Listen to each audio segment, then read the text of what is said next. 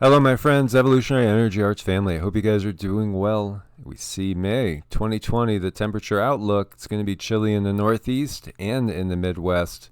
It's all about the jet stream.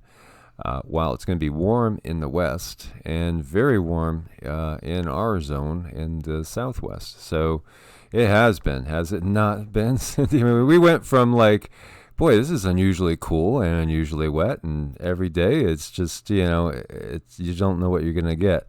No, you don't. It's like a box of chocolates, right? Yeah, exactly. So it was strange how we were going from, we should be around 80, high 70s, 80ish is typical this time of year, or low 80s anyway.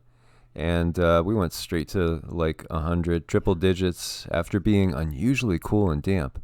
So interesting. Things change quickly as well. And we see the comet now. And now we're talking about Swan. Comet C 2020 F8 Swan rapidly brightening. Now it's actually visible to the naked eye.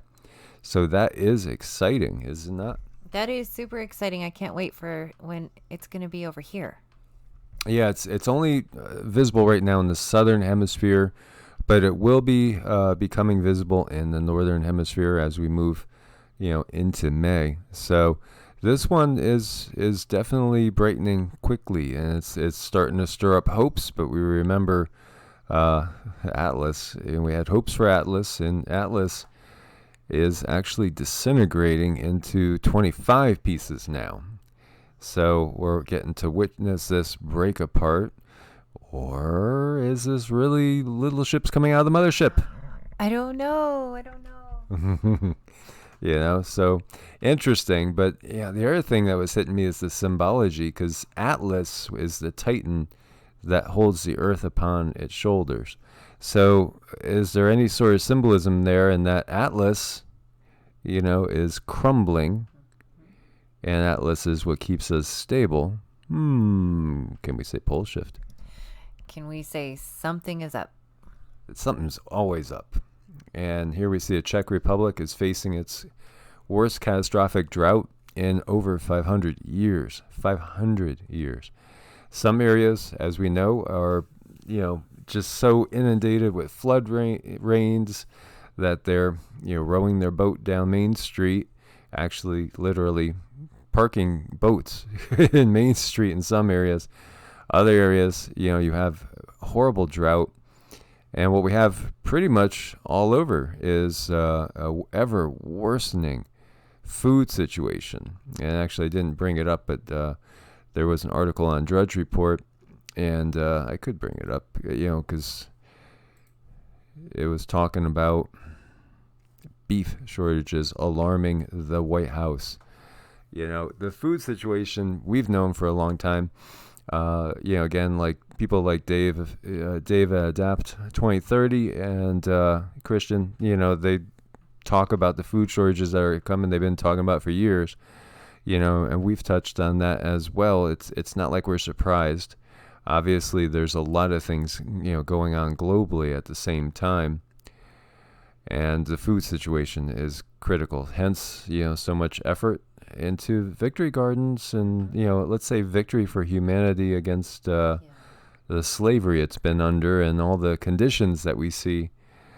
So many things going on. Study shows ground may start wobbling months prior to a giant earthquake. And then we're talking about, the big ones like the 8.8 Male quake in 2010 and the magnitude 9 that we had, that we know so well because it triggered that tsunami and Fukushima disaster, which is still ongoing.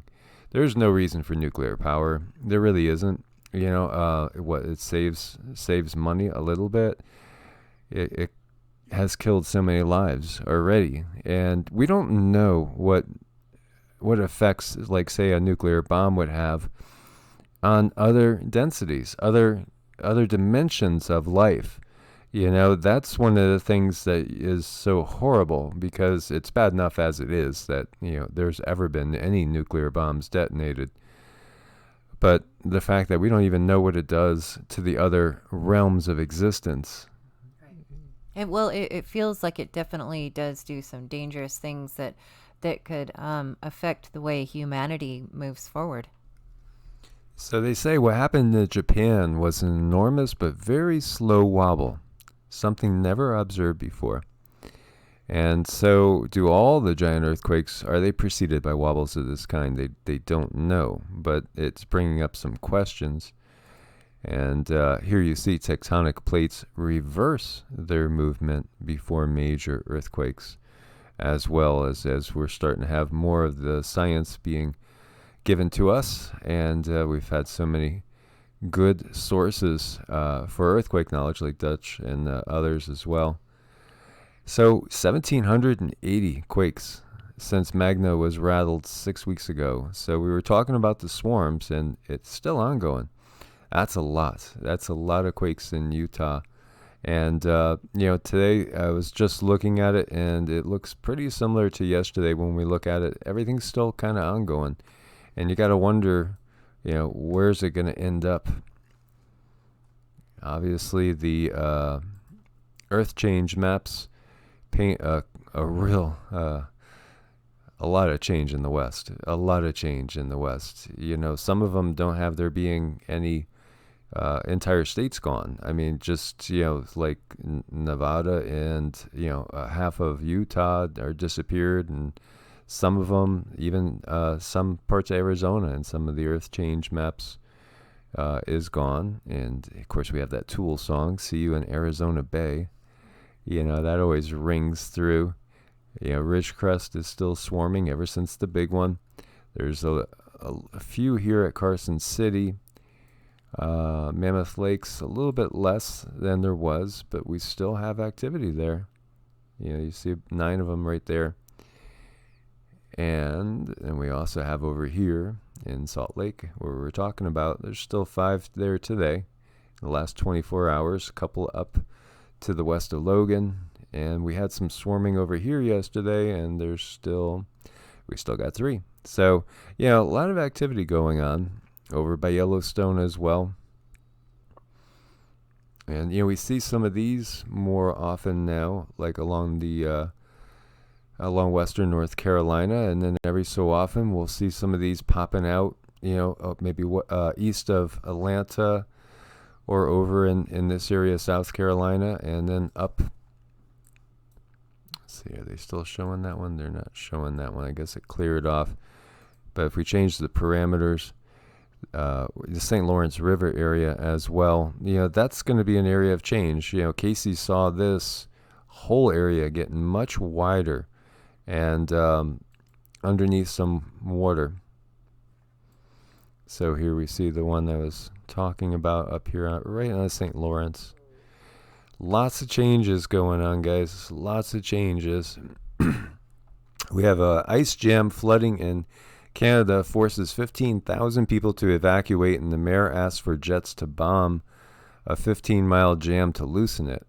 Wow. So the mayor's calling out an airstrike on his own area. Okay.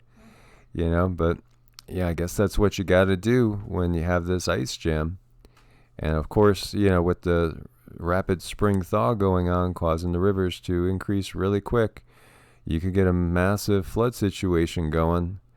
That camper's not in a good spot. Almost looks like ours. Thank gosh it's not.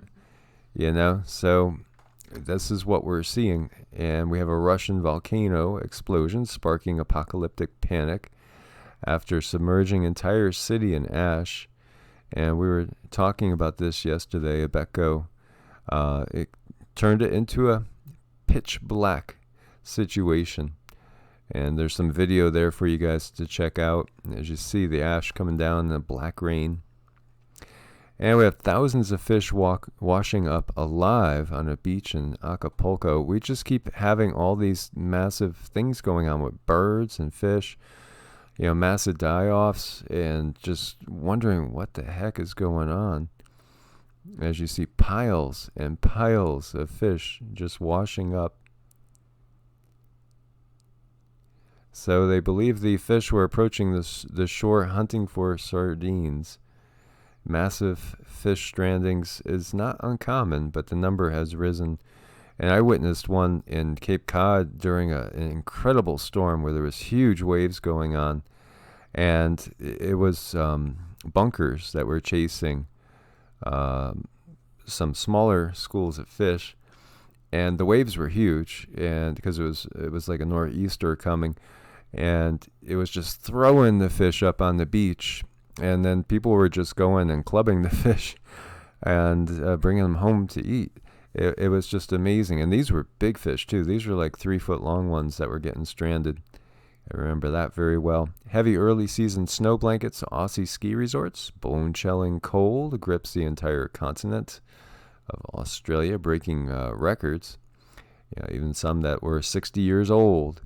So, what we're seeing, and, I had a discussion with one of our family members that's a regular, and he was saying, I don't know if I really believe in this grand solar minimum thing, because why aren't we really getting cold everywhere? What we're seeing is crazy extremes.